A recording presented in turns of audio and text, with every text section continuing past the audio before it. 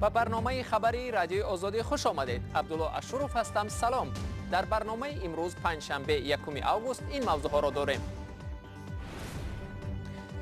پس از انتقاد پرزیدنت، خدمات گمرکی تاجیکستان ریاست امنیتی داخلی را برهم داد. این ایرادها برای خود منم غیر چشمداشت بود، زیرا که من این کار نمیکنم. در فعالیت مقامات گمرک کمبودی‌های جدی دیده میشوند. رسانه‌های آمریکایی با تکیه به منبع‌های قابل اعتماد میگویند حمزه بن لادن پسری رهبر سابق القاعده کشته شده است. 22 درهم برای 1 کیلووات ساعت گران نیست. منصبداران برق خیلی بیشتر از این است. ارزش اصلی 1 کیلووات نیروی برقی استحصال شده با نظرداشت بازگشت مبلغ‌های سرمایه‌گذاری قریب 29 درهم تشکیل داد. رجب بای احمدزاده رئیس ولایت سوخت امروز 1 آگوست در نشست خبری در شهر خوجند گفت جانبدار دوستی با همسایه کشور قرقیزستان هستند، ولی تاجیکستان یگان وجب زمینش را به کسی نمیدهد. اظهارات رئیس ولایت سوخت در حالی است که روز 22 ایول در مرز تاجیکستان و قرقیزستان میان ساکنان واروخ و آقسای مناقشه سر زد. در نتیجه یک شهروند تاجیکستان کشته و 20 نفر از دو طرف مجروح شدند. احمدزاده گفت تلاش دارند که دوستی را میان خلق‌های تاجیک و قرقیز مستحکم کنند، ولی بعضی از گروه‌های غرضناک می‌خواهند این دوستی را ویران نمایند. مقصد برام با راهی دولت دوستی کردن و یکم وجب زمین ما نمیدهیم. با هر یک وجب زمین که امروز در دوره قانون و منفعت خیلی روشون از ما نمی‌مونه هیچ بکنیم اون گروه‌های غرضناکی هستن که اگر داماد بخواهند دوستی ما رو بیان کنند و هم بعضی همین حادثه‌های دیشده شده است همین سبب شده است. پس از این مناقشه در واروخ، پرزیدنت امام علی رحمان و سوارانبای جین بیکوف در مرز دو کشور واخوردند. مرز بین تاجیکستان و قرقیزستان 976 کیلومتر درازی دارد که تاکنون فقط 504 کیلومتر آن معین و علامت گذاری شده است. معین نبودن مرز بارها باعث جنجال ساکنان دو طرف شده است. ادامه بحث دو کشور بر سر قسمت‌های باقی مانده مرز از جمله تکیه قرقیزستان به خریطه سال 1989 و تکیه کردن تاجیکستان به خریطه قدیمتر 1924 سال تأسیس تاجیکستان و قرقیزستان منجر به آن شد که دوشنبه و بیشکک از سال 2006 به این طرف در روند تعیین و علامتگذاری مرزهایشان دیگر یگان کیلومتر پیش نرفتند. پس از تنقید سخت پرزیدنت امام علی رحمان، خدمات گمرک نه تنها شهباز رجبزاده را از کار راند، بلکه ریاست خدمات امنیت داخلی را نیز برهم داده است. خورشید کریمزاده رئیس خدمات گمرک تاجیکستان امروز در نشستی مطبوعاتی گفت بنابر آنکه که ریاست امنیت داخلی خلافکاری های رجبزاده را سری وقت آشکار کردن نتوانست، برهم داده شد. مولا رجب یوسفی موضوع را ادامه می‌دهد. رئیس خدمات گمرک تاجیکستان روز 1 آگوست در نشست خبری گفت ریاست امنیت داخلی خدمات گمرک نتوانست اعمال شهباز رجبزاده را پیش از اراده پرزیدنت آشکار کند. به این خاطر این ریاست را برهم دادند. شهباز رجبزاده سابق سردار ترمینال رقم 1 دوشنبه 10 می مورد انتقاد سخت پرزیدنت قرار گرفت. راستی گپ در این واقعه این ایرادها برای خود منم غیر چشمداشت بود، زیرا که من این کار نمیکنم. در فعالیت مقامات گمرک کمبودی‌های جدی دیده میشوند و البته آن ایرادهایی که روبر دولت گرفتند در نتیجه کارهای به انجام رسانده مقامات حفظ حقوق البته هست و هر یک کمبودی که هست البته ما پای اصلاح آن سری وقت شدیم. رجبزاده شهباز خود همان روز از مقامات آزاد گردید. رئیس خدمات گمرک گفت شهباز رجبزاده به طریق گزارش از وزارت مهنت به خدمات گمرک آمده بود. یک تاش به نام دیگر، یک تاش به نام خودت.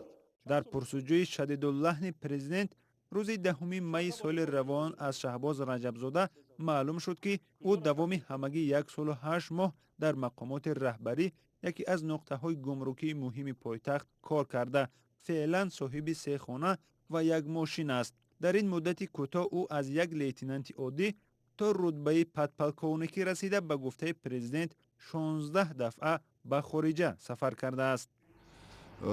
با مراجعت رجب‌زاده 4 مرتبه با او اجازت سفر به خارج کشور داده شده است. بنابر سبب بیماری مادر برای راه بلدی نمودن اینچنین با صدمه دچار شدن خودی او و شکستن دستش با همین سبب ها 4 مرتبه سفر خارج، لیکن بعدتر معلوم شد از طرف بگه مقامات های داخلدار که وای سفرش بیشتر بوده است. رئیس خدمات گمرک درباره همه ایرادهای مقامات و هم جامعه درباره این نهاد آشکارا صحبت میکرد.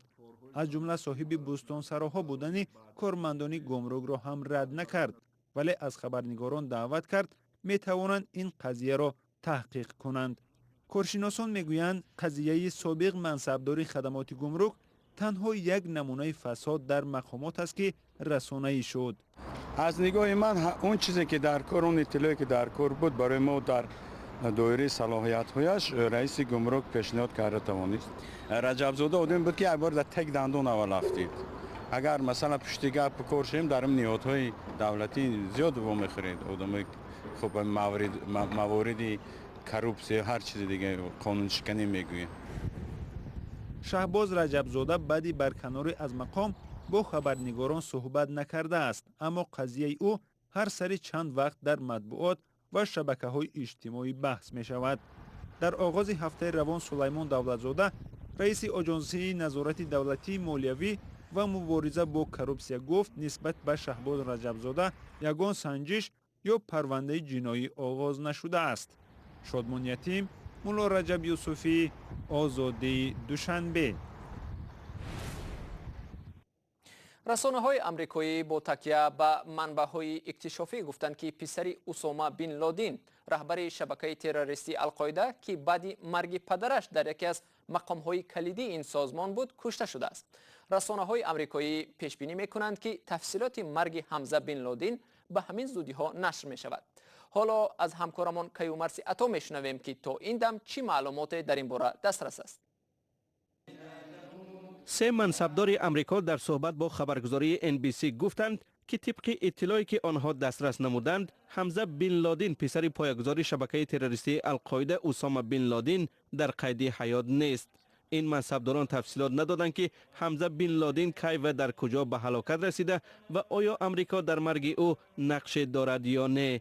در این باره خبرنگاران از قصر سفید و پرزیدنت امریکا دونالد ترامپ سوال کردند، اما تفصیلات دسترس نشد. به نوشته پژوهشگاه امریکایی بروکینگز، حمزه بن لادن تخمینا 30 ساله بوده قبل از حمله های 11 سپتامبر سال 2001 در افغانستان بوده است. بعد از آغاز عملیات ائتلاف بین المللی زیر رهبری امریکا، حمزه مدتی در کنار پدرش در پاکستان به سر برده است. به قول خبرنگار ریترز، ماه می سال 2011 وقت نیروهای امریکا اسامه بن لادن را در پاکستان به قتل رساندند، حمزه در حبس خانگی در ایران قرار داشت. بر پایه اسنادی که از منزل اسامه بن لادن یافت شد، یاوران رهبر پیشین شبکه دهشت افکن سعی کردند حمزه و اسامه بن لادن را به هم آورند. سال 2017 دپارتمنت دولتی امریکا او را در رویخط سراسری تروریستان شامل نمود، زیرا حمزه به عملهای تروریستی در کشورهای غربی دعوت نموده تهدید کرده بود که از امریکا برای کشتار پدرش قصاص خواهد گرفت. او گفته بود که امریکایی ها را بیرون از خاک این کشور هم هدف قرار می‌دهد. آن زمان حمزه قوم‌های عربی را به مبارزه بر ضد عربستان سعودی نیز دعوت کرده بود. دپارتمنت دولتی امریکا حمزه را رهبر کلیدی القاعده عنوان داده برای معلومات درباره مکان بودباش او $1,000,000 جایزه وعده داده بود. ماه مارس امسال عربستان سعودی خبر داد که ماه نوامبر سال 2018 با امر پادشاه حمزه بن لادن از شهروندی این کشور محروم شد. مقامات شرکت برق تاجیک در نشست خبری در شهر دوشنبه شهر دادند که چرا قیمت برق را بالا بردند و چرا شرکت میلیاردها سومانی قرض دار است. شرکت برق تاجیک که مسئولیت تامین برق را به مردم دارد، سالهاست برای مدیریت نادرست و فعالیت ناشفاف تنقید می شود. مولا رجب یوسفی گزارش می دهد. محترم نمایندگان وسطای اخباری نشست خبری بزرگترین و قرضدارترین شرکت انرژتیکی تاجیکستان رهبران برق تاجیک روز 30 ایول به سالهای زیاده درباره میلیاردها سومانی قرض شرکت جواب دادند. این قرضایی که هستن که با نظر داشتی سالهای پیشین به عمل آمدگی هستند. این یک سال دو سال نیست، من همین سالهای در دوره استقلالیت پیشترم قرضایی که با نظر داشت سالهای پیشین هستند. در سال 2018 فقط در سال 2018 قرضداری اهالی با مقدار 80 میلیون سومانی زیاد شدگی بود. مقامات میگویند از بس که نیروی برق را نظر به ارزش اصلیش ارزانتر میفروشند، برای همین قرض زیاد جمع می شود. ارزش اصلی یک کیلووات نیروی برقی استحصال شده با نظر داشتی بازگشتی مبلغ‌های سرمایه‌گذاری قریب 29 دیرم تشکیل داد. این در حالی است که تعریف میانه امروزه به فروش برآوردگی نیروی برق 20 دیرم را تشکیل می‌دهد. در این نشست خبری همچنین سبب‌های بالا بردن قیمت برق در تاجیکستان را شرح دادند. در سال 2019 قسم درآمد شرکت برق تاجیک میتواند به 3.5 میلیارد سومانی برابر شود. این در حالی است که خراجات‌های شرکت برق تاجیک در سال 2019 در حجم 4.1 میلیارد سومانی پیش بینی شدند و در اساس تحلیل‌های گذرانیده شده گروه کاری به خلاصه آمد و پیشنهادهای خود را به حکومت جمهوری تاجیکستان ارسال نمود که با مقصد به تنظیم درآوردن تناسبی مثبت قسم درآمد و خراجات شرکت تعرفه‌های نیروی برق به اندازه 17% زیاد کرده شوند. برق تاجیک بیشتر از 2 میلیارد دلار قرضدار است و اودیتورها گفتند وضع نباید بدین منوال ادامه کند چون میتواند سبب ورشکستگی شرکت شود. رهبرانش میگویند حل مشکلات مالی از وظیفه‌های اصلیشان در 6 ماه باقی مانده امسال است. اندیشیدن چاره‌های علاوه‌ای جهت زیاد نمودن سطح جمع‌آوری مبلغ نیروی برق به مشتریان انتقال شده وابسته به این تقویت بخشیدن کارها در سمت کم نمودن قرض‌های دیبیتوری کریدیتوری شرکت سهامی هلدینگی برق تاجیک. بسیاری از اقتصادشناسان و مطبوعات برق تاجیک را پیوسته برای مدیریت نادرست تنقید کرده و گفتند فعالیت ناشفاف آن سبب تا بناگوش به قرض غوطیدن آن شده است. مؤسسه‌های مالی بین‌المللی گفتند تجدید ساختار شرکت و از جمله خصوصی کردن بخش‌های از آن می‌تواند مسئله را حل کند. پیشنهادی که دولت تاجیکستان تاکنون نپذیرفته است. جمعه دولتزاده رئیس آژانسی خدمات دولتی در تاجیکستان گفت عین زمان نشر اعلامیه دارایی‌های منصبداران ضرور نیست. در تاجیکستان هر سال 19,000 منصبداران درباره دارایی‌هایشان به دولت گزارش می‌دهند. به گفته جمعه دولتزاده امسال 21 نفر از خدمتچیان دولتی اعلامیه دارایی‌های خود را پیشنهاد نکردند و بنابراین 3 نفر آنها از وظیفه آزاد شده. تأثیر رسانی و جزای انتظامی در نسبت باقی مانده ها ادامه دارد. در پاسخ به سؤال خبرنگار رادیو آزادی که چرا اعلامیه های دارایی منصبداران نشر نمی شود، او گفت هیچ وقت اعلامیه 21,000 جای 19,000 خدمتچی دولتی رو ما نشر نمیکنیم. چگونه که در تجربه دیگر دولت هست که وقتی که جامعیت تیار شد با وقتی که نشر اعلامیه باعث تفریقه در جامعه نشد ما این مسئله گذاری خواهیم کرد. مسئله دارایی‌های بیش از حد منصبداران، کارمندان مقامات قدرتی و انتظامی در تاجیکستان که با اندازه معاششان قابل قیاس نیست بارها مطرح شده است. در دهه چلچشمه فیض‌آباد در تاجیکستان مردی 82 ساله در صحن مسجد با کارت به 2 نفر در افتاده یکی را زخمی و دیگری را به قتل رسانیده است.